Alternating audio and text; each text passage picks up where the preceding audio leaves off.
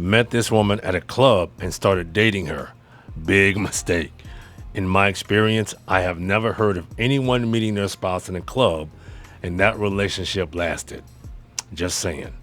This happened just over 2 years ago. I have never met a woman like this. A few friends and I left work and decided to go to a club later. We all work for the city and usually get off around 5 p.m. Monday through Friday. I am not a small guy. I am 6'3" and weigh 239 pounds. When we got to the club later that night, I noticed a young woman and a man getting into an altercation. I asked if everything was okay. At that time, my work buddies noticed that and asked me who I was talking to. I pointed to the man and woman standing halfway near the club entrance. So, my work buddies and I went over there because he was pushing this woman around. We got him to leave this woman alone, and he left. My buddies started making their way to the club's entrance while I stayed back and talked to this young lady.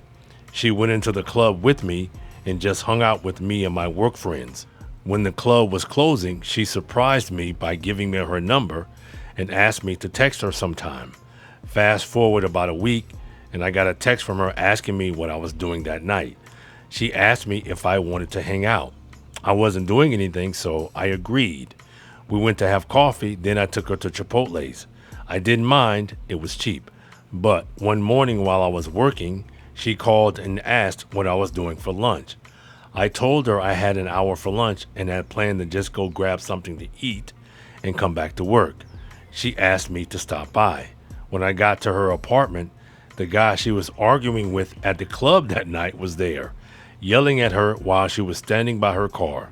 My first instinct was to leave because I didn't want to get involved again, but my conscience wouldn't let that happen. This guy happened to be her ex-boyfriend, and they were having some problems, so she disclosed that they were living together.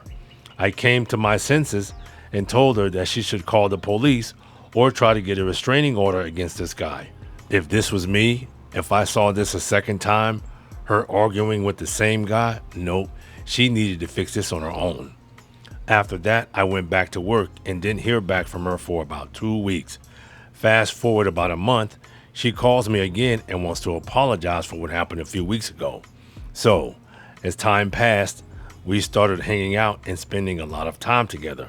Now, I want to clarify, we were not in a relationship. She came over to my place a few times and we hooked up. In my opinion, in this situation, never get involved with a woman who is still involved with another man. 4 months have passed and she has since broken up with her boyfriend and they have had no contact. Well, at least that's what she told me. We haven't moved in together. She has her place and I have mine. But since she broke up with her boyfriend, we have been inseparable. One night while we were at Olive Garden, she couldn't put her phone down. I asked her right then what was so important that she couldn't put her phone down. Well, she whips out her phone and shows me she is talking to her girlfriend about her ex-boyfriend. She tells her girlfriend that she wants nothing to do with him and that he needs to move on with his life. Well, one morning while going to work, I called her, but the call went straight to voicemail. I didn't go crazy, and it's usually right around when she gets ready for work. She works for a clothing store in Tampa, but she didn't text or call me back the whole day. To be honest, it made me mad, and I am the type of person to try to respond to someone in a decent time frame. I agree. There is no reason for her to take this long to respond to a text. There are 24 hours in a day, and she can't respond to a text that will only take a few seconds? So that evening, when I got home from work, I still had no response from her. After cleaning myself up, I jumped in my car and drove by her job and apartment, but I didn't see her car. So I went to the club where I first met her. I don't know why, but something told me to go to the club. Well, as I walked about halfway in, I saw her up on her supposedly ex-boyfriend. All I did was take a picture and leave. I went home and texted her with the photo attached of her and him in the club, telling her to have a nice life. Then I blocked her. Well, she wasn't having it. About 1 a.m., there was a knock at my door, and I asked who it was. It's her, and she wants to talk. I told her there was nothing to talk about, but she kept banging on my door, so I let her in, then to risk waking up the neighbors. So we stood in my living room talking, but she was the only one talking. I didn't say anything. I told her I had nothing to say and my eyes saw what they needed to see. She begged me to say something.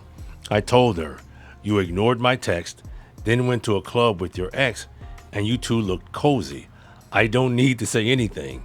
She started crying, and I just told her I had to get up in a few hours and that I would appreciate it if you would leave. To my surprise, she left without incident. So, fast forward about 2 weeks.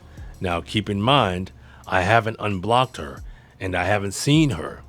While watching the Lakers versus the Grizzlies a few days ago, I was going through voicemails on my phone that I hadn't heard. There was a message from her. She called from the hospital. This woman left a 20-minute voicemail. Well, she disclosed in her voicemail that her ex-boyfriend beat her up and put her in the hospital.